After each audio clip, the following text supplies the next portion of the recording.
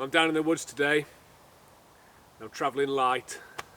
Look at this. Believe it or not, most of this is the sleep system. I've got my my hammock because it's getting cold. I've got my heavy snug pack sleeping bag, the snug pack under quilt, so it all adds up really, sleep system. That's it all set up. Didn't take much doing. Get used to doing your own techniques. But I have thought about setting a permanent camp up here, like a wooden structure, proper roof. It's just nice to be able to leave and take everything down. It's back to nature then. But I've got a few things, semi-permanent things, a bench, chopping blocks, seat posts. But already nature's doing a job and rotting them down. There's all fungus all over them. That's what it's about. It's just nice letting things be natural. I'll throw the tarp back so you can see what I've got for tonight. So it's my hammock, hen's hammock, snug pat under blanket. And it's surprising how extra warmth this mosquito net gives as well. Helps to trap a bit of warm air in, as well as the tarp on top of that. Got a snug pack, sleeping mat. I'm trying this for the first time, just some reflector, hopefully trying to reflect the heat back into your body. I've got a snug pack Elite 3 sleeping bag.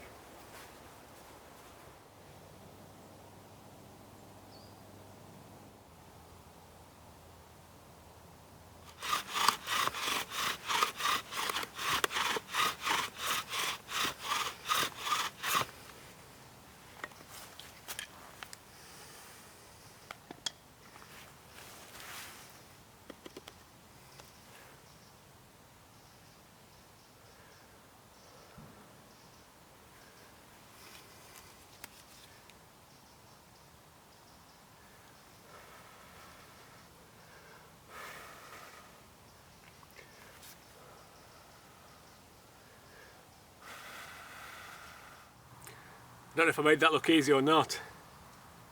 And I've been practicing this for a while now, and not a great deal of success, to be truthful. I either had too much of a squeaky bow or too much friction in the opposite end to the fire end. So been trialling a few different ideas. What I've come up with is this, just a bearing, and that sits in there, gives virtually friction free rotation. I mean, I suppose it is cheating. You won't find many of these in the wild, but just a lot easier. I mean, easy to carry around in your fire kit. It just goes on that end. You need a glove, some leather or some wood block. But just hold that into there, and it spins around virtually friction free.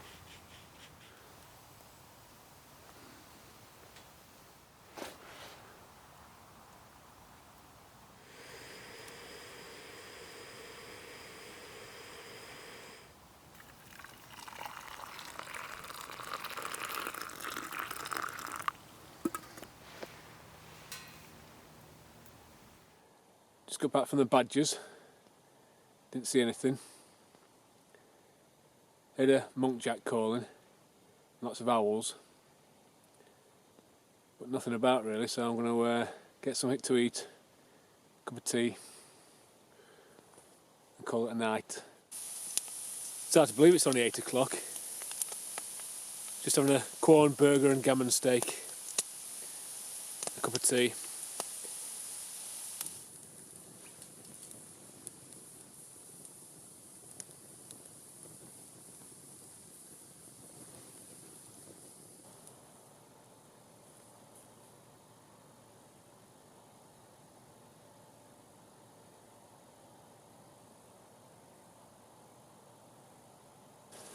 Well, that were a quiet night.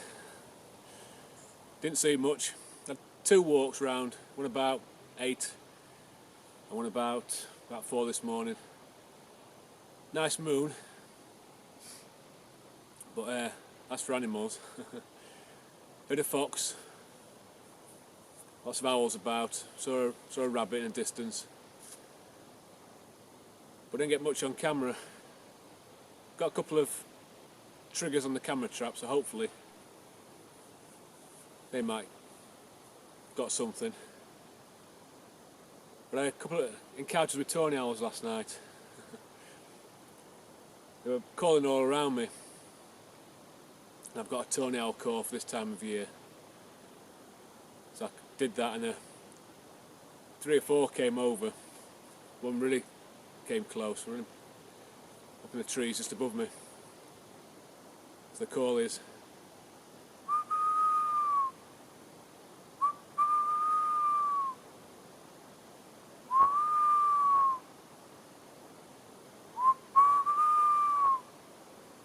So that seemed to work, it attracted the tawny owls. Do a few impersonations. Got a wood pigeon.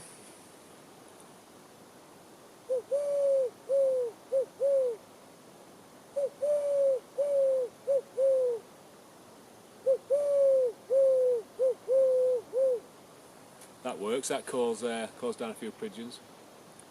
Buzzard, but I buzzed earlier this morning flying over. They can be attracted to the call.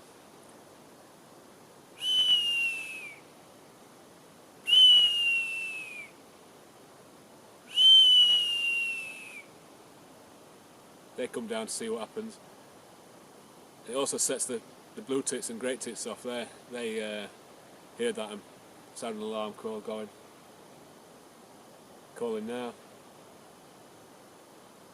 Also got the young rabbit, baby rabbit in distress call, which attracts predators like foxes, stoats, weasels.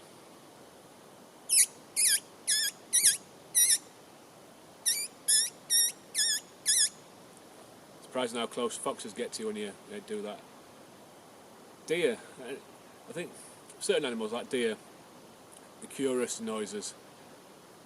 So those will come into to calls like that. I've got a deer caller. I haven't got it on me today, but it's that's quite useful. But no, quiet night. It's a shame.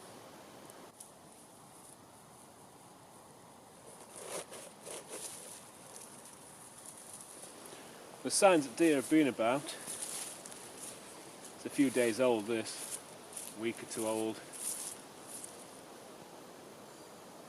Yeah, it's definitely roe deer fur. I'm not far from camp.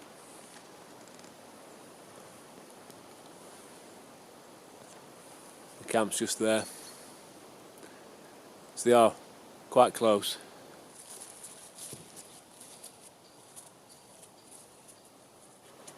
So I plan now to get a fire going, collect some dry tinder from the hedgerows. The wind blows it dry. It's a lot drier than the damp stuff in the woods. This is elm I'm cutting up. It's a dead standing elm. It's been dead for a while. There's a lot in this wood, a lot of dead elm. When it's decimated, been decimated in Europe with Dutch elm disease.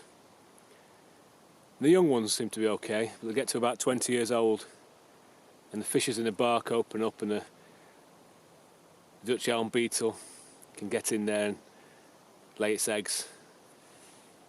Then the larvae then just burrow through the wood and kill the tree. So there's lots of young elm in this wood. I say they get to a certain age, die, but then they kind of coppice themselves. They grow from the roots, the dead roots. They get new trees growing from the dead ones. But you don't get the big elm trees like you used to. It's a shame. But I don't want to let it go to waste, so I'm cutting this down. Nice dry wood. Going to use fire and steel today. Got my tinder, which is char cloth.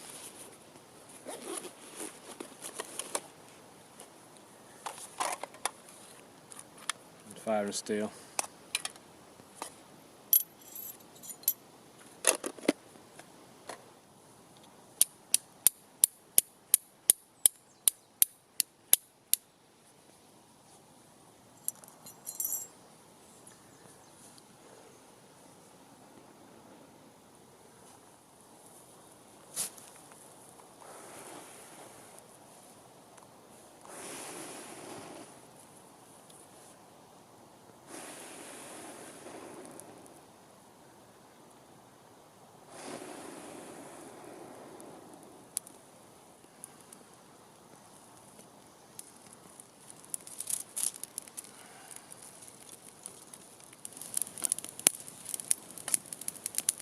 As long as enough oxygen in getting to the flame, you can load it up on the top as much as you want. Got air getting in that side and air getting the other side. And it looks after itself after a while. Potluck, what tea I get. Got fruit tea and normal tea in here, so we'll try this one.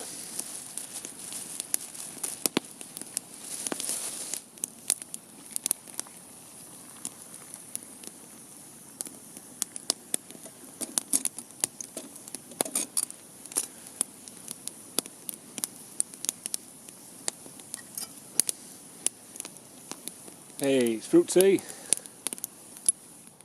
Must have been colder than I thought. Olive oil solidified. It's solid. I'll put it next to the fire. 2.3 got down to. Pretty surprising because we're quite warm in the hammock.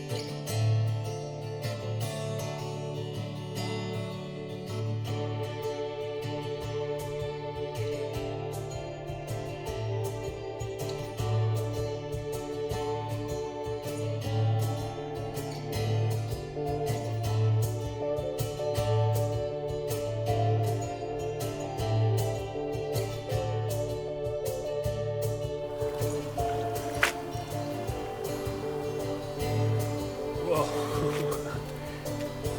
Getting cold.